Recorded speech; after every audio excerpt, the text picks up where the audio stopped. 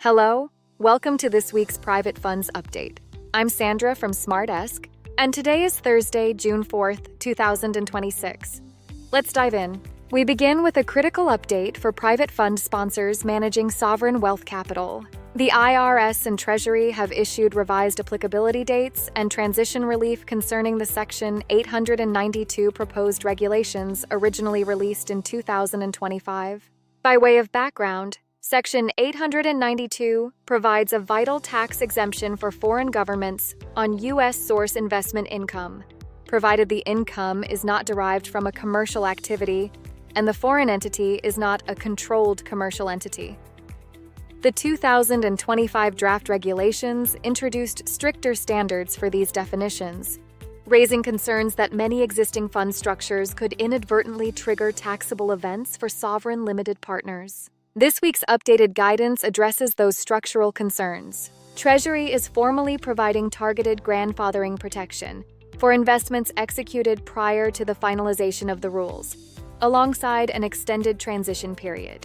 For tax counsel and fund structuring teams, this provides a necessary runway to evaluate existing joint ventures and parallel vehicles, without the immediate threat of adverse tax consequences for your sovereign LPs. Turning to corporate governance, a Delaware Court of Chancery decision made in April warrants close attention from private equity sponsors holding board seats. In Guilbeau versus Footprint, the court examined whether investment funds could be held liable for aiding and abetting fiduciary breaches committed by their appointed blockholder directors. The case centered on a preferred stock financing round of a portfolio company. The round was orchestrated by the funds that are majority shareholders of the portfolio company to address the portfolio company's liquidity shortfall.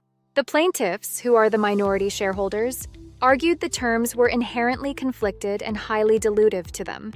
In response, the funds argued that because the financing was structured as a rights offering, meaning it was offered to all stockholders on a pro rata basis, it fell within a safe harbor of equal treatment. The Chancery Court rejected this defense at the pleading stage. The court noted that the funds possessed asymmetric information, controlled the board process, and were aware that minority stockholders lacked the capital to participate. The substantive takeaway is clear. Structuring an insider-led financing round as a broad rights offering will not automatically insulate the sponsor from aiding and abetting liability if the process itself is compromised by conflicts of interest. In Washington, real estate fund managers should note the progression of the 21st Century Road to Housing Act. As institutional capital increasingly targets the single-family rental and broader residential sectors, lawmakers are attempting to thread a complex legislative needle. The act aims to reduce regulatory friction and incentivize private investment to address the structural housing supply shortage. However, it also introduces nuanced compliance frameworks designed to address ongoing congressional scrutiny regarding large-scale corporate ownership of single-family homes.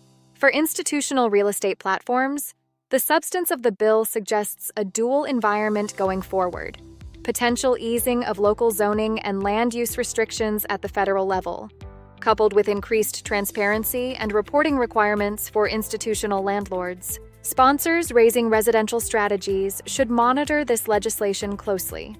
As of now, the version passed by the House removed the provision that would force institutional investors to sell single-family rental properties.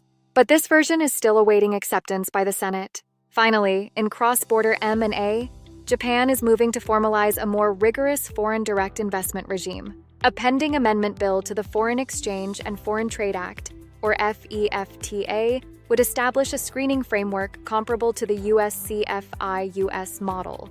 The most notable expansion in the amended FEFTA is the explicit inclusion of indirect acquisitions.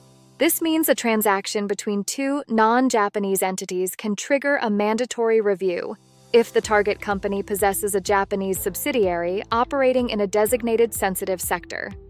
Furthermore, the updated framework implements a formal, mandatory risk mitigation consultation process, highlighting the shift from its historically accommodating stance on inbound capital. Japan recently blocked a foreign acquisition explicitly on national security grounds. For Asia-focused buyout funds and global asset managers, Regulatory clearance in Tokyo requires advanced planning, as national security reviews are now a substantive element of deal execution and timeline risk. That's your briefing for today. You can learn more about these topics from me on the SmartEsq platform. If you are curious about the services we offer, please visit www.smartesk.ai.